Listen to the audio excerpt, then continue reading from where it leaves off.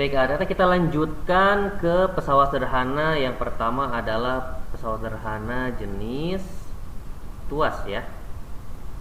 Oke, ini adalah jenis tuas keberapa? Dimana di sini ini adalah beban ya. Berarti di sini adalah beban, yang ini adalah titik tumpunya. Lalu yang sebelah sini ini adalah titik kuasa ya. Dimana beban itu artinya beban yang akan kita angkat ya, sesuatu yang harus kita angkatnya. Kemudian kuasa itu berarti gaya yang kita berikannya. Nah, ini berarti tuas jenis ke-1 ya, karena beban titik tumpu kuasa. Kalau tuas 2 berarti yang apa tuh? Kalau tuas 2 berarti titik tumpu, lalu di tengahnya adalah beban, lalu kuasa ya. Nah, sedangkan kalau tuas 3 berarti tumpu, kuasanya yang di tengah, lalu beban terakhir ya ada di ujung. Oke, kita lihat di sini ya. Untuk mengangkat beban 1000 Newton digunakan tuas yang panjangnya 300 cm dan lengan beban adalah 50 cm. Kita lihat nih, lengan beban ya, ada lengan bebannya 50 cm. Berarti yang mana lengan beban? Lengan beban berarti yang ini ya, dari sini sampai sini. Ini adalah lengan beban atau LB, kita singkat LB ya.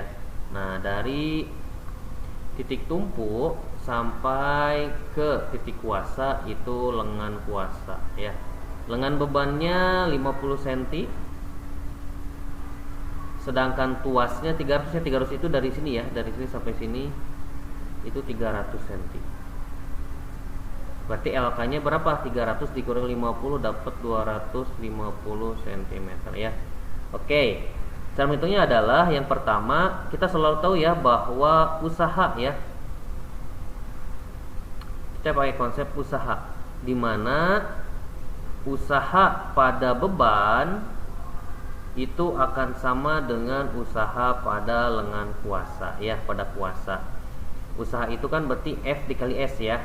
Maka F-nya adalah gaya dari si bebannya ini ya.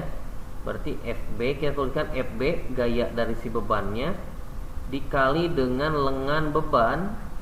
Berarti kan kalau saya lengan beban akan sama dengan gaya si kuasanya yang ini ya, F, dikalikan dengan lengan si kuasanya. Begitu. Kita masukkan FB-nya sudah dapat ya, 1000 Newton. Berarti FB 1000 Newton dikali lengan bebannya 50 cm. Boleh nggak ini tetap cm? Boleh kalau yang di kuasanya juga satuannya senti ya, harus sama satuannya ya. FK-nya berarti dicari. Lengan kuasanya ada berapa sekarang? 250 cm ya. Maka dapat nih, kita bisa bagi ya, cm dengan cm sama. Gitu. Berarti gaya kuasanya adalah 1000 Newton dikali 50 cm, berarti dapat 50.000 ya.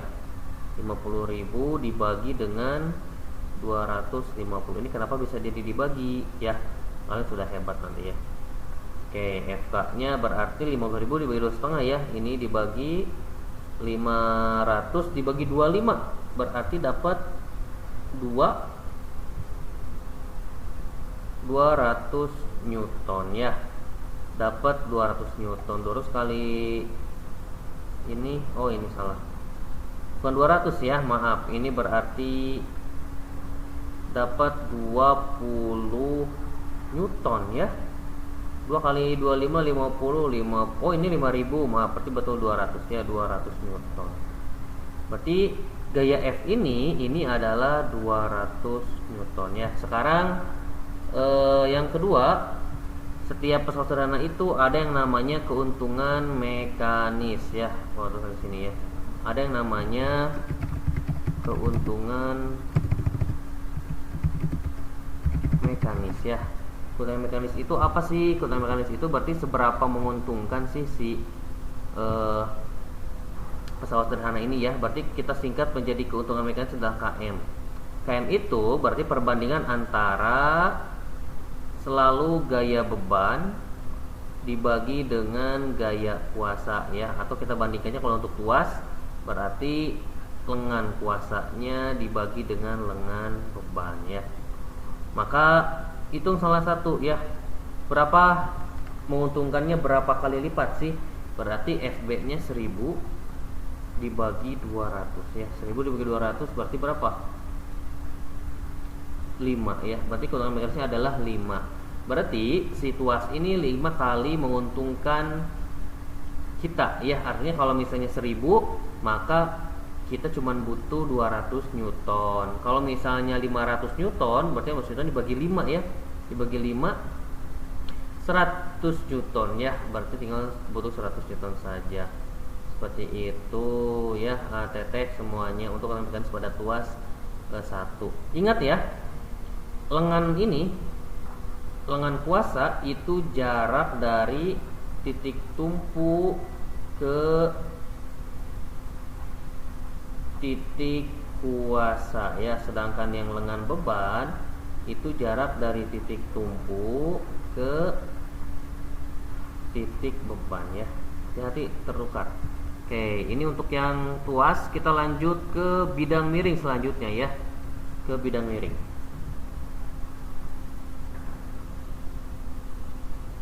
Nah, untuk bidang miring, perhatikan gambar ini bentuknya bidang miring ya.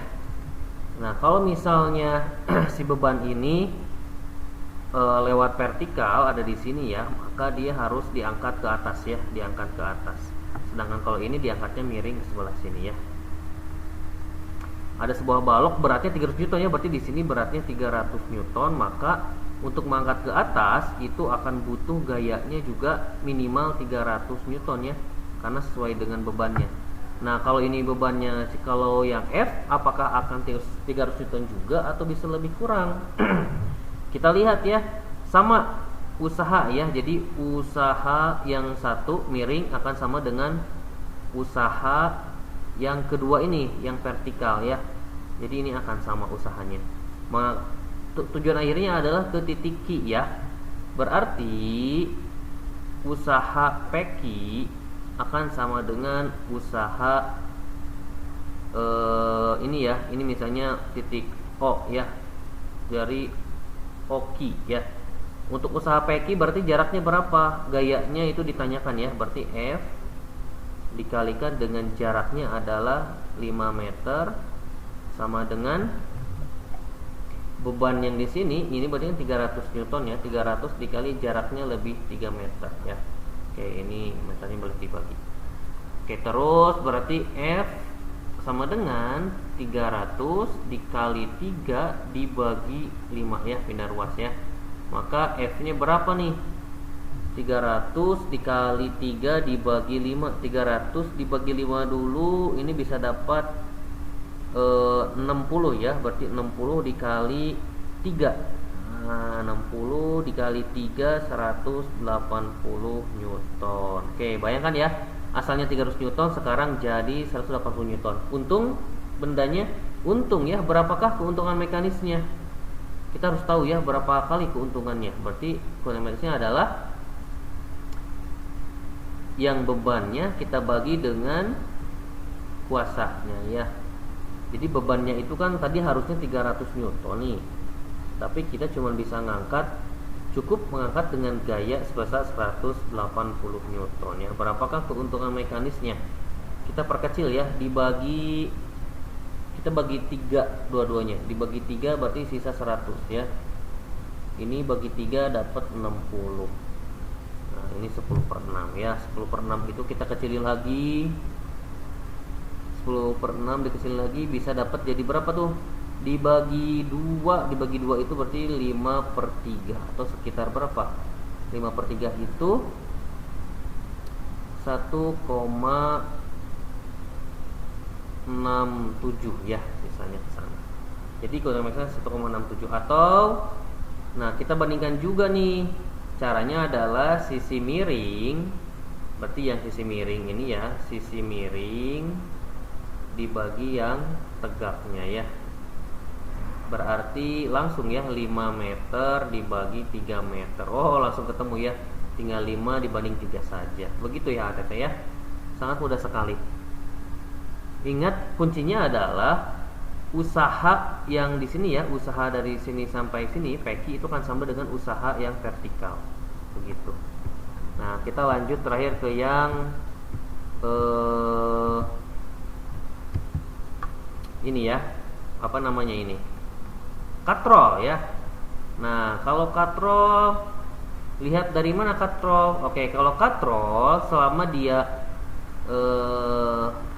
katrol bergerak, maka keuntungan mekanisnya adalah ini, bawa pindah ke sini ya. Keuntungan mekanis katrol, keuntungan mekanis katrol itu akan sama dengan jumlah tali yang mengangkat beban ya. Dengan syarat ini adalah katrol tetap katrol bergerak ya, harus katrol bergerak. Nah, oke, ini Bapak simpan di sini ya. Hop. Nah, coba kita lihat ya di sini ya. Pada katrol yang pertama, nih katrol pertama ini dikaitkan sini ya. Lalu ini katrol. Nah, katrol satu ini yang A, ini dia adalah katrol tetap ya. Kenapa katrol tetap? Karena dia tidak bergerak bersama beban. Ini kan bebannya. Sedangkan katrol yang B, nah ini ketika bebannya terangkat, ini karena katrol yang B juga terangkat ya. Sama juga dengan katrol. Nah, ini yang B ini harusnya ini ke sini ya. Yang B itu harusnya nyambung sampai sini ya. Nah, ini jadi yang C. Berarti yang C ini juga dia harusnya katrol tetap. Nah, sekarang kita lihat ya. Beban 300 Newton ini diangkat oleh berapa tali? Yang pertama oleh tali ke-1 ya. Kemudian tali yang tengah dia akan mengangkat si katrol ini, artinya si beban juga terangkat. Lalu katrol yang ini juga tali yang ini juga mengangkat si ini. Berarti jumlah tali ada berapa?